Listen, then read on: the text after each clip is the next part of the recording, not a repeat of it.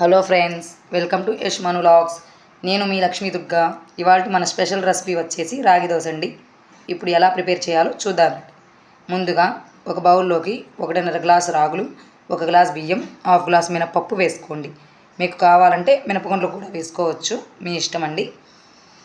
తర్వాత 1 స్పూన్ మెంతులు వేసి వీటన్నింటిని 2 సార్లు శుభ్రంగా కడిగి మరలా వాటర్ పోసి 8 గంటల పాటు నానబెట్టాలి.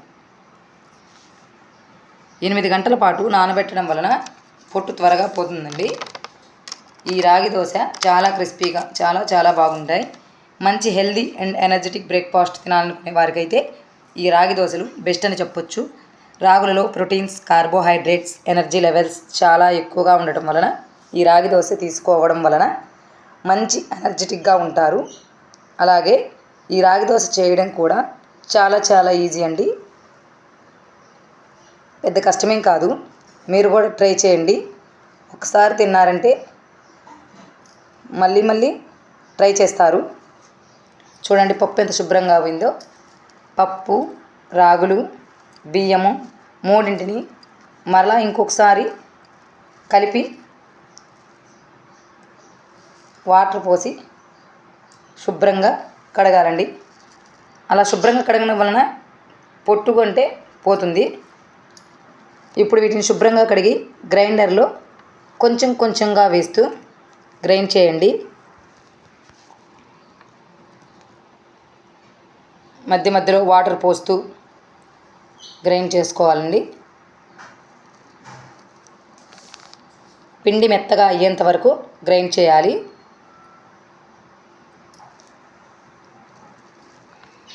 చూడండి, పిండి 50% గ్రైండ్ అయిపోయింది. కాకపోతే మిక్సీలో అయ్యేంత త్వరగా గ్రైండర్లో అవ్వదండి, కొంచెం టైం పడుతుంది. కానీ గ్రైండర్లో పిండి ఒదుగిద్దండి మనకి, మిక్సీలో పిండి ఒదగదు. చూడండి, పిండి మెత్తగా అయిపోయింది. చూడండి ఎంత బాగుందో.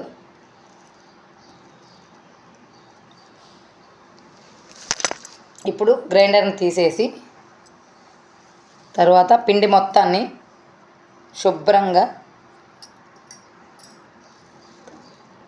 ఒక బౌల్లోకి తీసుకోవాలి.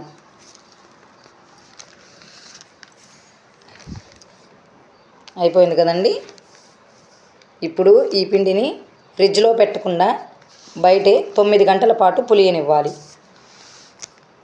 చూడండి పిండి ఎంత బాగా పొంగిందో. పిండి దోశ కూడా బాగుంటుందండి. ఉదయాన్నే చూస్తే పిండి బాగా పులిసింది. పిండి బాగా పులిసిన తర్వాత సరిపడా ఉప్పు వేసుకొని కలుపుకోవాలి. మీకు వాటర్ కావాలంటే కలుపుకోవచ్చండి, లేదా అలానే వేసుకోవచ్చు. ఇప్పుడు స్టవ్ పైన ప్యాన్ పెట్టి ప్యాన్ వేడయ్యాక దోశ వేసుకుందామండి.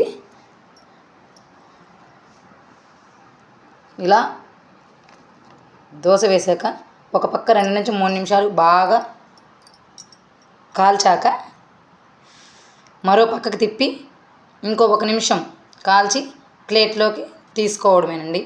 అంతే, మనకు ఎంతగానో ఇష్టమైన రాగి దోశ రెసిపీ రెడీ అయిపోయిందండి. ఇందులోకి టమాటా చట్నీ కాంబినేషన్ బాగుంటుందండి. నచ్చితే లైక్ చేయండి, షేర్ చేయండి, అలాగే సబ్స్క్రైబ్ చేసుకోండి ప్లీజ్.